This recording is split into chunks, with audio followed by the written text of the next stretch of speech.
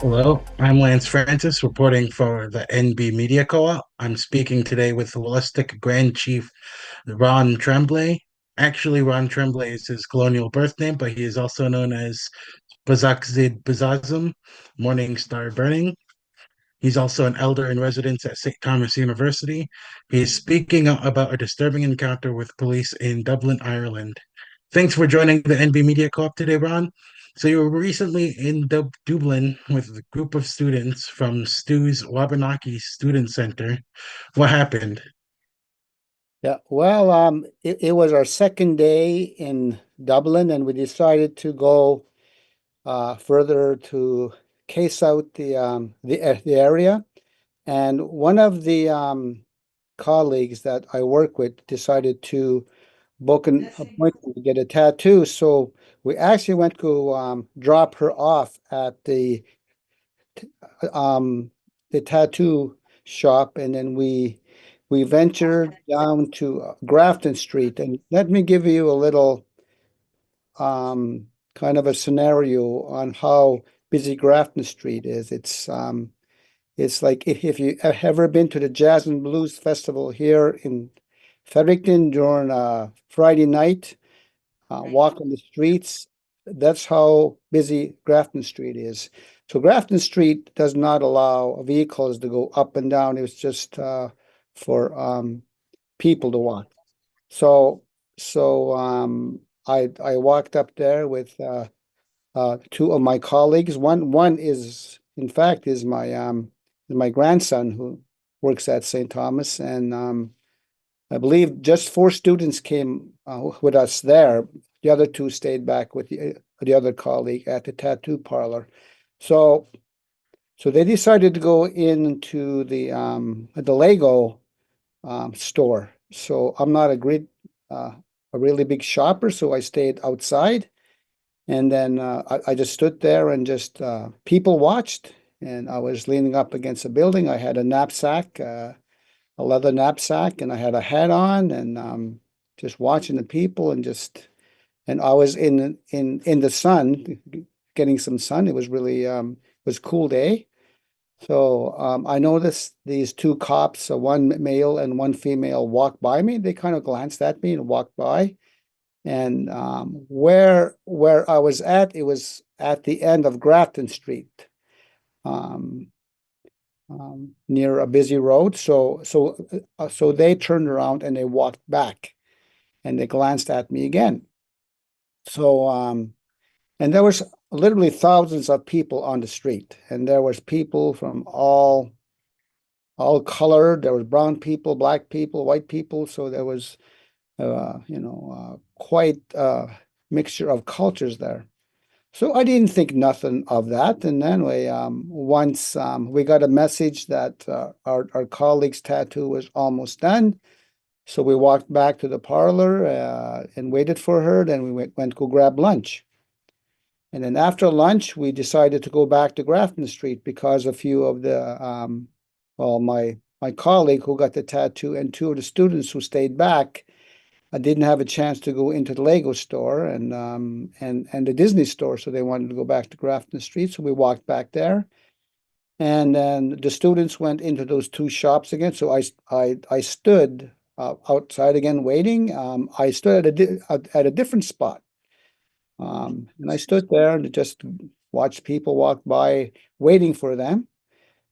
But, to come out and finish their shopping, and then the two policemen walked by me again, and they kind of glanced at me. So they went up to the end of the street, turned around, and came back. And I noticed they were coming right towards me. And I thought they were just going to come and have a chit chat. And keep in mind, this is my fifth time I've been to Dublin. So, and the other four times I've been with my partner Joan, who is an Irish woman who actually her grandparents come from that country. So, I never had problems before, but being by myself there. So as the police approached me, I thought they were, as I said, they're going to have a nice, kind chit chat with me. So anyway, so the female police approached me. She said, "What are you doing here?" And I said, "I'm waiting for my colleagues and students that we came with here." And I said, "They're in the shops here, at the Lego shop and the store and the, the Disney store." And she said, "You've been standing here for a long, long time." I said, "No, I haven't." I said, I was here maybe 45 minutes ago, an hour ago, but we came back and I explained to her that we went to go and pick up a coworker after she got her tattoo, and we came back, and I tried to explain to them again that they went into the shops shopping. So she asked me again, I believe she asked me this three times what I was doing there. And I told her the same exact thing. And as each time that she spoke to me, the male police um, started to get a little bit closer to me, and he kind of got in my space and my face, like he was maybe a foot away from me, maybe a little bit further. I don't know, but and it looked like he was going to approach me, and I'm thinking, here while I'm speaking, I'm thinking, am I going to get arrested here? Because the way he was um, approaching me, and I'm thinking, well, if those if the students and my colleagues don't come out of the store and they arrest me, how will they know that I was arrested? And where would or if they would know where I had gone? So this was running through my head while I was trying to talk to the police. And I think the encounter might have went on maybe 2.5 minutes or so, and then they kind of stood there for a few more seconds. When you're in that situation, it seems longer. So anyway, I stood there and I looked at them and I'm thinking, what are they going to do? So they eventually walked away from me. And and then probably around 15 minutes after that, a few students came out and my colleagues came out. So I just told them what had went down. And they said, "What?" I said, "Yeah." I said, "Of all the people that's around here, they they targeted you. They picked you out of thousands of people." I said, "Yeah." And so I was thinking, because I have facial tattoos, I was wearing a hat and I had some beadwork in front of the hat I was wearing. Had like a native design jacket on. I'm thinking, and I kind of stuck out, probably out of the norm. And I'm thinking, if I was a criminal or wanted to create or commit a crime, why would I, dress like this or even look like this if I was a convict? Because I was, anybody on the street could have said, well, this guy had facial tattoos. They could have probably defined and described me, in the detail. So this was a little confusing to me why they would come and approach me. So I've been confronted by police before. In fact, I was arrested up to your community, Lance, back in the day when they had fracking. I was there supporting uh, your people there, and I was doing a ceremony when I was arrested, and I didn't feel that anxiety back then as I did this time because I was in a foreign country, and if they would arrested me and there was nobody around to and after all what had happened in the United States, when they when they arrested all the black people and literally killed black people just for being black. And I was thinking, all these things were going through my mind. I'm thinking, I don't know. And I didn't know what I would have done. I did have my phone, but I didn't know if I I would have had access to my phone if they would have arrested me. And so what I'm searching for and what I'm looking for from them is a written apology for racially profiling me. And, and I was thinking this after the fact. I said, the Irish people have gone through pretty much parallel to what our people went through here in being attacked by colonialism and genocide and land stolen and so on. So, and that's what I guess that's what is a little confusing for me. Can you talk about the significance of your face tattoos? Sure. Well, when I first started, this was quite a few years ago that I started doing facial tattoos. Is that I had a vision many years ago after a fast that it was back probably 30 some years ago of a man who I seen in my vision with facial tattoos, and so I had approached my teachers if they knew this person, this man, and I described him, and I even gave him a name. And my teacher said, "No, we've never heard of this person or described." So anyway, as in 2017, when I was selected as the Grand Chief through the Clan Mothers, I was getting ready that morning for my installation, and I looked in the mirror, and my wife was braiding my hair. And as I looked into the mirror, I realized the old guy that I seen 30 some years ago with facial tattoos was me in the future. So that this started my facial tattoos, and then so the significance um, of my tattoos is that the base of my chin represents my mother and also my partner Joan, who keep me grounded. And my top tattoo that's kind of spread out is my daughter, my blood daughter, Bethany.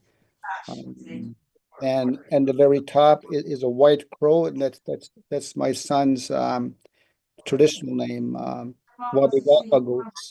So I tattooed his name and my daughter here, and my side are my two stepdaughters, Jenica and Maggie. And then the newer um, portion of my facial tattoos represent my 10 grandsons.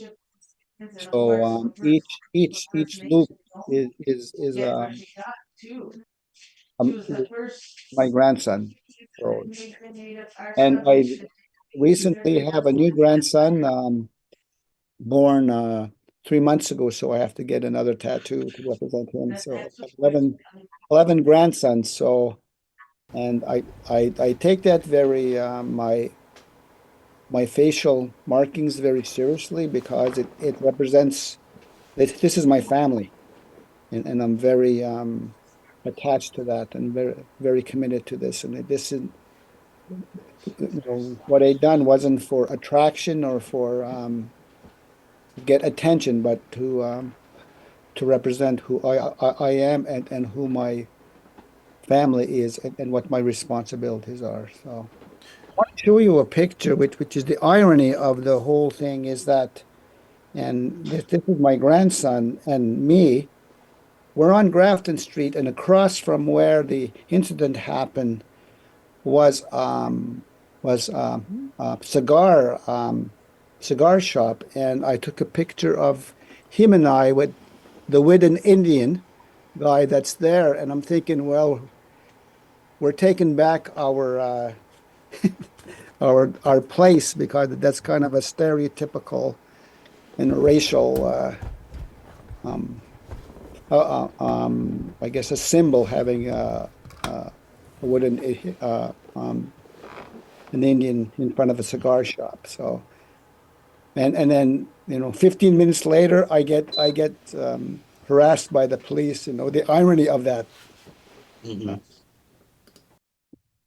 Just to have that symbol so close by while experiencing racial profiling as an indigenous man is kind of insane. Exactly. So, do you think your tattoos had anything to do with why you were targeted, or was there something Yes. else? Oh yeah. Tattoos.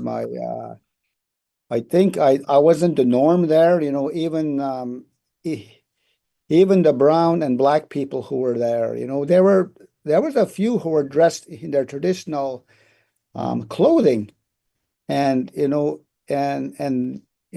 were thousands of people walking on Grafton Street, thousands, and they targeted me, and they trying to tell me that I was standing there for a long time. Uh, well, I was there maybe an hour and a half before for maybe 45 minutes, and then we left and we came back and I was there maybe 30 minutes. So yeah. So, were you concerned that the situation might escalate? Yes, especially after the male cop was kind of standing on my right, kind of in back of the female cop. And as she was asking the questions, and I didn't raise my voice, I kept my very monotone, I kept calm. And then each time she was speaking, he would step closer and closer. And yeah, it was kind of and he was quite a tall policeman. So and the Very time that I intimidating. got, pardon? Very intimidating. Yeah, yeah. And he never said a word. He just kept on staring at me. So, trying to stare me down and stuff and expecting me to break or something. Yeah. Mhm. And how close did he get to you? Maybe a foot or foot and a half, and that's in your space. Mhm. That's uncomfortably close. And yeah, she was close, but he got a little bit closer each time that she was talking. Uh, and there was no apologies after or never no kind words like have a good day or nothing like that. It was just, they were making a statement there that, yeah. There's I think I mentioned this before. There's one of my colleagues who is prof at STU, um, Shannon Brooke Murphy she's an Irish woman, I believe, but she has a connection to a politician there in Dublin who actually, I believe, holds the portfolio of justice. So she has contacted him today and waiting for a response. So I had to write up a little report of what happened, incident report for her to forward to him. And I put at the bottom that I demand, or what I don't demand, I said I want um, a written apology from the police of Dublin. At the least, an apology. Mhm. And you stated this was your fifth time in Ireland and your first time being racially profiled there. Have you been racially profiled anywhere else in your travels? Well, just the United States, but that's probably common with all indigenous people. I've especially at the border, I've been supposedly quote unquote randomly selected to come in, and there was a time I think we within 1 year I went there, crossed the line, the border 3 times, and each time I was randomly selected to come in. And the last time, my wife just she my wife's a calm and cool and collective woman, but she said, "Random my ass." She started to talk talk back to them, and they told her to calm down, to sit down, and she told them, "I'm not sitting down." So but it was funny because the next time I went over, I had bought a book about racial profiling, so I put it on my dash when I crossed the border to make sure that the custom officer seen that, and they didn't pull me in that time. Hmm. Got ahead of it. Yeah. So, how big a problem is racial profiling for Indigenous people in your view? Oh, my soul. Well, here I'm living in Fredericton, and I've been here for quite a few years since 1991, and I've been followed in stores. I've been asked numerous times, "Oh, can I help you? Can I help you?" I'm thinking, and they're not finally asking me that, but they just want to know that I don't, steal anything or cause a ruckus. And I'm sure if you talk to many of the people who live within the city, it's gotten better, I think, because the education is slowly seeping in through the police force and other places and so on. So and I'm known around here ever since I was installed as the Grand Chief. So I'm out there in publicly, and I'm doing you know meeting with politicians, and I'm on the news once in a while talking about the protection of our land and getting the name of our river back, Wolastoq here. So I've been pushing for that, and I've led a lot of ceremonies and walks here to educate people about the Orange Shirt Day as well as the Red Dress Day. I'm a very strong supporter of getting supporting our women who dare to go out and march and make it aware of this the ongoing genocide of the murdered missing Indigenous women and the two-spirited people. So, Do you hear about racial profiling much from other Indigenous people in the community or elsewhere? um, in my travels, there's I've gone to the United Nations in New York City, the Indigenous Permanent Forum 5 times, and the first time that I went, I was pretty green, um, and I walked through the doorway because you have to go through security, many steps and many and anyway, and in the back of my mind, I was thinking United Nations. I thought, wow, nations who are united, working together for the betterment of the earth and air. Well, that was not the case, and I was wearing this shirt. It was just talking about what was taken from us. You know, all that was taken from us as Wabanaki people. So as I went through security, and I got to the second um, section of security, there was a woman there, a black woman. She said, "You can't wear that shirt in here." I said, "Pardon me?" She said, "Yeah. Either you go back out and you change your shirt, or you turn your shirt backwards or inside out or something." So I had to go to the bathroom, and I had to go and show her that I turned my shirt inside out. So I did. And then I walked into the United Nations. So I went to the bathroom and I turned it back inside out again. So it was showing because she told me if you're seen wearing that shirt in here, said that you'll be banned from the United Nations.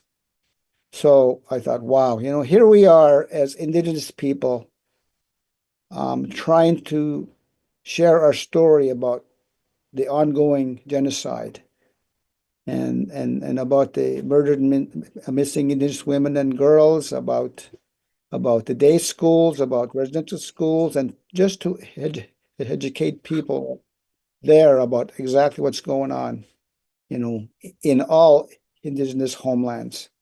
and I was told to turn my shirt inside out. That was Mhm. so that this is globally. This is globally. So that this ain't just the local towns or the reserves around here, that this is global. Yeah. Mhm. What do you think should be done to address racism and racial profiling? Wow. Huh. Well, we've been trying to do this for well, I've been a part of it for over 30 some years to help get into educational institutions, schools, universities, colleges, police forces, governments, just to educate them and just to share with them who we are and why we are, and and to define what they got this wrong ideology of what a warrior is, and the minute you talk about a warrior or a warrior society, they think guns, and they think of the Oka crisis, or they think of Wounded Knee, or and our definition in our mind what a warrior is the first thing a warrior does is he sacrifices to protect the land and the earth and the air and the women and the children, the elders of the community, to be there to help them in any way possible. And to lift the fist is the last resort, is the last resort. So they got that whole ideology of what a warrior is. So there's a lot of education that needs to be done still in our schools, in our institutions, the colonial institutions of all levels. So, and Mhm.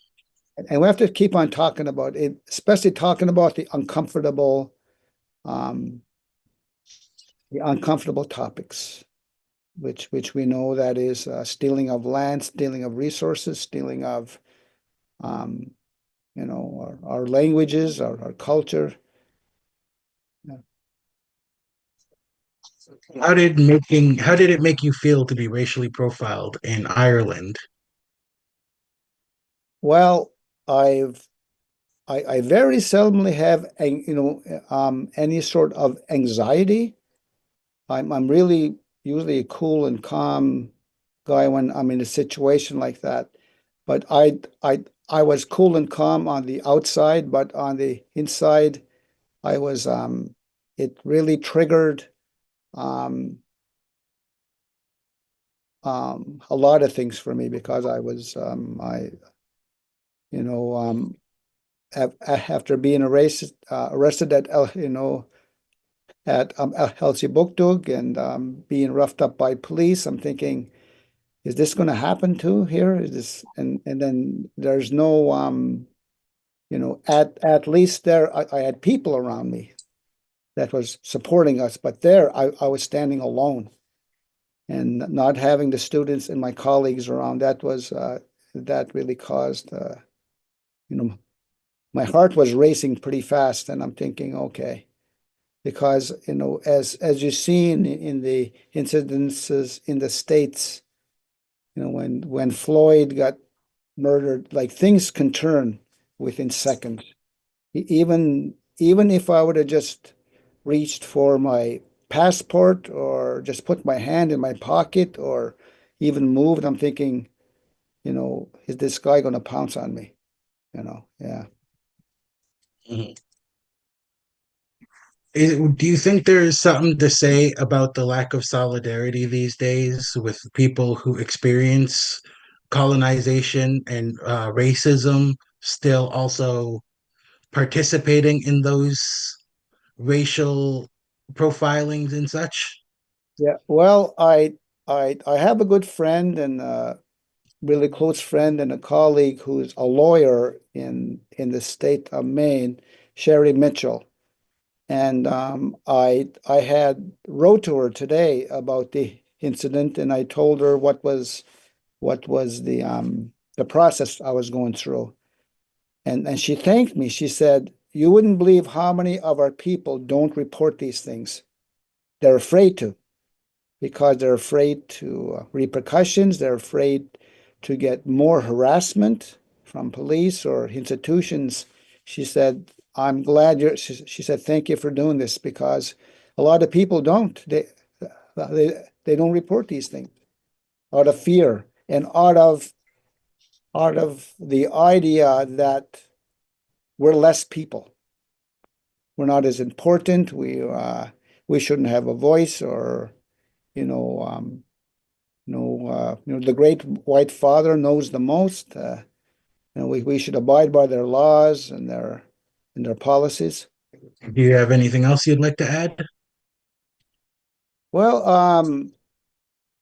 I just want to give confidence to anybody else, person of color, of any race, religion, to stand up and to report in injustices like this. And don't be afraid to do this, because because you'll just hold it in, and each time you see a police, more and more anxiety will build up inside you, and we have to start speaking the truth of what's going on, not just locally but globally.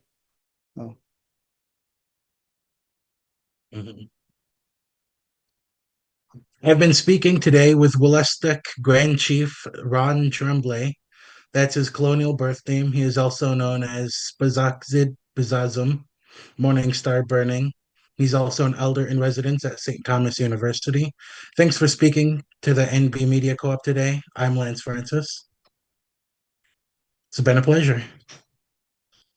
yep. Thank you very much, Lance.